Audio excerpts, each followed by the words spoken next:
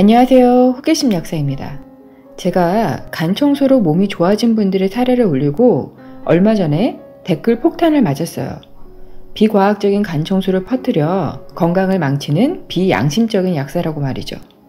그래서 간 청소에 반대하는 분들의 주장과 부작용 사례들을 모두 말씀드리려고 합니다. 간 청소를 하시더라도 간 청소 부작용 시리즈 1탄과 2탄을 모두 보신 다음에 간 청소에 도전하세요. 이번 영상 1탄은 간 청소를 반대하는 분들의 주장을 살펴보겠습니다. TV에 방송된 전문가들의 주장을 모아보면 다음과 같습니다. 첫째, 오일과 산성 주스를 섞어 마시면 담즙이 많이 분비되고 이런 녹색 결정체가 나오는 것은 당연하다. 이는 마신 기름과 담즙이 섞여 엉킨 물질일 뿐이지 담석일 수 없다는 것입니다. 둘째, 아무리 천연식품이라지만 양이 너무 많아서 노인분이나 몸 약한 분들이 드셨을 때 지나친 설사를 유발해 쇼크가 올 수 있다는 것입니다. 셋째, 담관이 1에서 2mm 밖에 되지 않기 때문에 1cm 이상의 담석이 쏟아져 나온다는 것은 불가능하고 나온다고 하더라도 걸릴 수 있다는 것입니다. 또 그렇게 많은 담석이 몸 안에 존재한다는 것은 말이 되지 않는다고 하고요. 넷째, 간 청소를 한 후 담낭 안에 있는 담석이 빠져나왔는지를 검사를 해봤는데 담석이 그대로 남아 있었다는 것입니다. 다섯째, 액체는 위와 장을 통해 빠져나가기 때문에 간이나 쓸개를 직접 세척해낼 수 없다는 것입니다. 그럼 첫 번째 주장부터 하나하나 살펴볼게요. 저도 간 청소를 하기 전에 무엇이 맞는지 방송도 책도 정보도 많이 찾아봤는데요. 해보기 전에는 어떤 주장이 맞는지 알 수가 없더라고요. 그래서 직접 여러 번 해본 후 찬성하는 쪽으로 생각이 바뀌었습니다. 어떤 방송에서는 간 청소로 나온 찌꺼기들이 콜레스테롤이 아니라고 했고 어떤 방송은 콜레스테롤이 맞다고 말씀하시더군요. 뭐가 사실인지 저도 정확히 말씀드릴 수 없습니다. 하지만 간 청소를 한 후 치염내들을 많이 보내주시거든요. 콜레스테롤 수치가 약을 안 먹었는데도 떨어졌다고 하고 간 수치가 좋아지고 알러지가 좋아지고 피곤함이 좋아졌다고 합니다. 또 극심했던 담석통이 사라졌다고 하시는 치염내도 많았습니다. 제가 얼마 전에 올린 간 청소를 하고 좋아진 사례도 모두 실제 사례입니다. 그중 한 분이 제 각별한 지인이시고요. 그분은 담석통으로 엄청 고생하시다가 1에서 5회차까지 담석이라고 할 만한 것들이 거의 배출되지 않았어요. 6회차에 자가같이 딱딱한 담석이 배출되면서 많은 것들이 쏟아져 나왔습니다. 이게 참 중요한데요. 만약 담즙과 올리브유 자몽 주스의 엉킴으로 장에서 생기는 거라면 왜 1에서 5회차까지는 배출이 되지 않았을까요? 6회차에 3cm 정도의 큰 덩어리가 배출된 다음에 콜레스테롤성 담석들이 쏟아져 나오기 시작했거든요. 제가 연구소에 간 청소로 나온 물질을 의뢰해보지 않았기 때문에 이게 콜레스테롤인지 아닌지 정확하게 말씀드릴 수는 없습니다. 하지만 의사들의 주장대로 이게 간관을 막고 있던 담석이 아니고 누구나 장에서 만들어지는 덩어리라면 왜 1에서 5회차까지는 아무것도 만들어진 게 없이 설사만 하셨을까요? 왜 6회차에 딱딱하고 큰 덩어리가 빠져나오면서 1cm에서 2cm 크기의 덩어리들이 같이 쏟아져 나온 것일까요? 그리고 담석이 아니라면 왜 큰 덩어리가 빠져나오면서 담석통이 없어지셨을까요? 담석통이 없어졌다는 치염내는 이분 말고도 많이 있습니다. 저희 아빠도 예전에 아주 딱딱한 암적색의 자갈을 케이스에 넣고 보관하셨어요. 지금은 이사를 하며 없어졌지만 신기해서 오랫동안 간직하셨었죠. 간 청소 이야기가 나왔을 때 저희 아빠도 치염내를 말씀해 주셨거든요. 담석통이 심해서 누가 알려준 방법대로 했는데 큰 자갈이 나왔고 그 이후 담석통이 없어졌다고 합니다. 방송마다 간 청소로 나온 물질이 콜레스테롤 덩어리인지 아닌지 결과가 다르기 때문에 제가 말씀드릴 수 있는 건 없어요. 하지만 좋은 사례가 많이 있었기 때문에 담낭을 잘라내야 하는 분들의 경우 무조건 잘라낼 생각만 하지 마시고 다른 방법도 찾아보시라는 거예요. 둘째, 노인이나 몸이 약한 분들은 혈어가 심해요. 제가 누차 말씀드리지만 혈어가 심한 분들은 설사를 많이 하면 탈수가 올 수 있고 심각한 경우 쇼크도 올 수 있겠죠. 그런데 이런 케이스는 굉장히 드물어요. 쓰러질 듯 기운 없고 비실거리는 분들은 혈어가 심하신 분들이고요. 이런 분들은 간 청소를 절대 하시면 안 돼요. 이건 부작용 사례에서 더 자세히 말씀드릴게요. 셋째, 담관은 정말 가늘어요.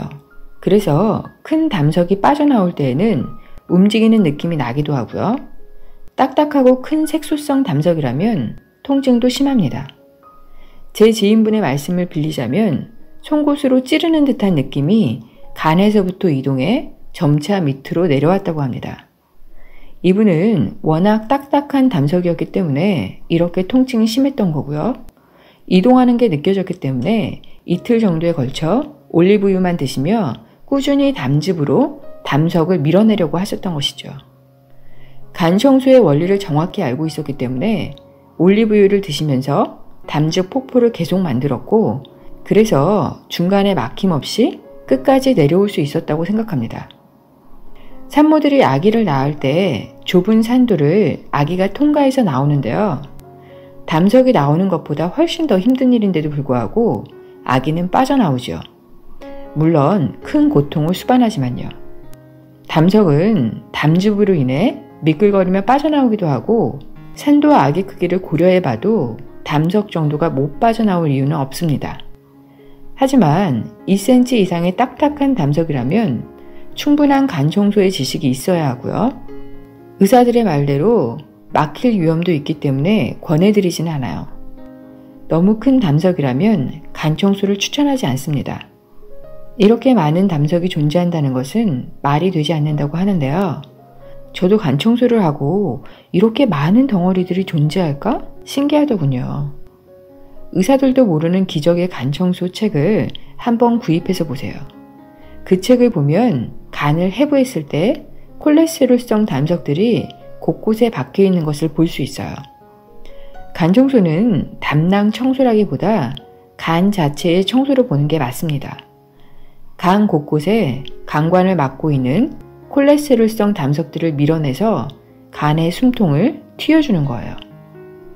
넷째, 간 청소를 한 후에 담낭 안의 담석을 살펴봤더니 그대로 있었다는 것입니다. 담낭 안의 담석이 빠져나오는 분도 있지만 그렇지 않은 분도 있어요. 모든 분들이 간 청소를 했을 때 다 잘 빠져나오지는 않는다는 거죠. 한 번만에 빠져나왔다고 하신 분도 있었지만 40번 이상을 했는데 나오지 않았다는 분도 계셨습니다. 담낭에서 담석이 배출되려면 일정한 조건이 필요합니다. 담낭에 농축된 담즙이 많아야 간 청소 시에 담즙 폭포를 만들어 담석을 밀고 나올 수 있는데요. 담낭에 담석이 가득 차 있는 분들은 그만큼 농축된 담즙이 적겠죠. 혈어가 심하신 분들도 저장된 담즙이 적을 수밖에 없어요. 또 담석의 크기가 크다면 무거워서 밀고 나오기 쉽지 않습니다. 즉, 담석의 크기가 너무 크거나 저장된 담석이 적다면 담즙이 담석을 밀고 내려오기 힘듭니다. 따라서 담석의 크기가 너무 크거나 담낭에 가득 차 있다면 간 청소를 권해드리지 않아요. 그리고 간 청소 하기 전에 사전 준비 작업이 정말 중요합니다. 담즙을 충분히 저장해둬야 간 청소를 성공할 수 있거든요.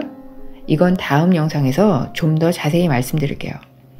다섯째, 의사분들이 말씀하시는 것처럼 올리브유 자몽 주스는 위화장을 통과해서 빠져나가지 직접 간에 들어가서 간을 세척하고 내려오는 것이 아닙니다. 올리브유와 같이 지용성 물질을 먹게 되면 이를 소화하기 위해 담즙이 배출돼요. 간 청소는 이 원리를 이용한 것입니다. 올리브유와 자몽 주스는 담즙 분비를 촉진하고 배출을 유도해 담즙 폭포를 만드는 최적 조합이에요. 이 혼합 주스가 담즙 폭포를 만들어 간과 담낭에 쌓여있는 찌꺼기를 밀어내서 배출시키는 것이지 직접 가서 세척하는 것이 절대 아닙니다. 그래서 담즙 폭포를 만드느냐 못 만드느냐에 따라 간 청소 성공 여부가 달려있죠. 이에 대한 이야기도 다음 부작용 사례 편에서 더 자세히 해드릴게요. 이번 영상은 간 청소에 대한 의사들의 주장을 살펴보았어요.